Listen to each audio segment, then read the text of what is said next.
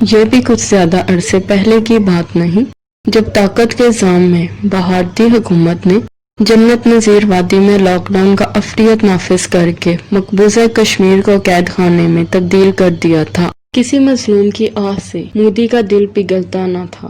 زیادہ دن نہیں ہوئے جب شام میں روز و شب جنگی طیارے بم برساتے نہ ہوں، عمارتوں کے ملبے سے کچلے ہوئے انسانی اعضاء اور مسلے ہوئے پھول کی طرح بچوں کی لاشیں ملتی۔ جو بچ جاتے وہ کسی ساحل پر اعلان کی طرح مردہ حالت میں پائے جاتے۔ ابھی زیادہ وقت نہیں گزرا، عراق اور لیبیا میں خون ریزی کو یمن میں تباہ حال مکانات اجاڑ بستی کا منظر پیش کرتے، اور غذائی قلت کے کل ہی کی تو بات ہے۔ ایسا نہیں کہ دنیا کے ہر خطے میں جنگ چھڑی ہوئی تھی، کئی ممالک ان جنگوں سے مستفید بھی ہو رہے تھے۔ اسلحہ سازی عروج پر تھی اور اربوں ڈالر کی کمائی ہو رہی تھی۔ فطرت کا انتقام کہیں یا قدرت کی ویک اپ کال، کورونا آ گیا۔ کورونا چین سے شروع ہوا اور کسی بلٹ پروف جیٹ طیارے کی رفتار سے پوری دنیا میں جیسے جیسے پھیلتا گیا ویسے ویسے انسانوں کو نگلتا گیا۔ عالمی ادارہ صحت کی ویب سائٹ پر جاری اعداد و شمار کے مطابق 20 اپریل تک کورونا وائرس سے ہلاک ہونے والوں کی تعداد 1,15,707 ہو گئی ہے، جبکہ اس مہلک وائرس نے 22,45,872 انسانوں کو بیمار کیا۔ ستاروں پر کمند ڈالنے کا شوق ہوا ہو گیا، بلند عمارتیں ویران اور صنعتیں بند ہو گئیں، انسان گھر کی چار دیواری تک محدود ہو گیا، تو اس زمین کے اصل وارث چرند پرند فضاؤں میں نغمے بکھیرتے خوشی سے جھومتے نظر آئے۔ اب انہیں کسی طیارے سے ٹکرانے کا ڈر نہیں اور نہ ان کی گھن گرج کا خوف ہے۔ طویل شاہراہوں پر جانور چہل قدمی کر رہے ہیں۔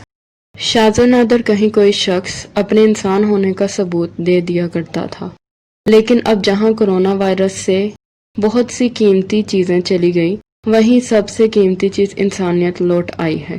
کورونا وائرس مریض کے پھیپھڑوں پر حملہ آور ہوتا ہے، جس سے مریض کو سانس لینے میں انتہائی دقت کا سامنا ہوتا ہے، یہاں تک کہ وہ موت کی وادی میں جا بستا ہے۔ زندگی کا سارا دار و مدار وینٹیلیٹر پر ہوتا ہے، جس سے وہ مصنوعی طریقے سے سانس لیتا رہتا ہے، یہاں تک کہ کورونا وائرس جسم میں اپنی موت آپ مر جاتا ہے۔ ہسپتالوں میں وینٹیلیٹرز کی تعداد کم ہوتی ہے، یا یوں کہہ لیں کہ کورونا وائرس کی وبا کی وجہ سے وینٹیلیٹر کم پڑ گئے ہیں۔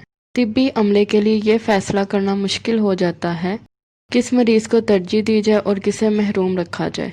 ایسے دل خراش مرحلے پر کچھ معمر مریضوں نے کم عمر مریضوں کے لیے وینٹیلیٹر سے دستبردار ہو کر ایثار اور قربانی جیسے جذبوں کی یاد تازہ کر دی۔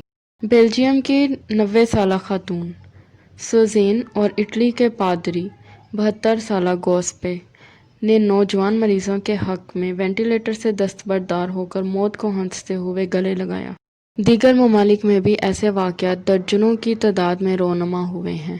سویڈن کی شہزادی 35 سالہ صوفیہ نے آن لائن تربیت لے کر اسٹاک ہوم ہسپتال میں کورونا وائرس کا علاج کرنے والے ڈاکٹرز اور پیرامیڈیکل اسٹاف کی معاونت شروع کر دی ہے۔ اسی طرح کھیل اور شوبز دنیا کے کئی ستارے اپنے گھر، ہوٹل اور فارم ہاؤسز کو قرنطینہ مرکز بنانے کی پیشکش کر چکے ہیں۔ کئی عملی طور پر ہسپتالوں میں طبی عملے کا ساتھ نبھا رہے ہیں، خدا کی دی ہوئی دولت خلق خدا کو لوٹا رہے ہیں، فنڈز جمع کیے جا رہے ہیں۔ دولت جمع کرنے، منافع کمانے کے بجائے مدد کرنے کا جذبہ غالب آ رہا ہے۔ جنگیں تھم گئی ہیں، جھڑپوں کا سلسلہ رک گیا ہے، طیارے بم لے کر اڑتے نہیں پھر رہے، اور لگتا ہے انسانیت جاگ گئی ہے۔ مرے جنوں کا نتیجہ ضرور نکلے گا، اسی سیاہ سمندر سے نور نکلے گا۔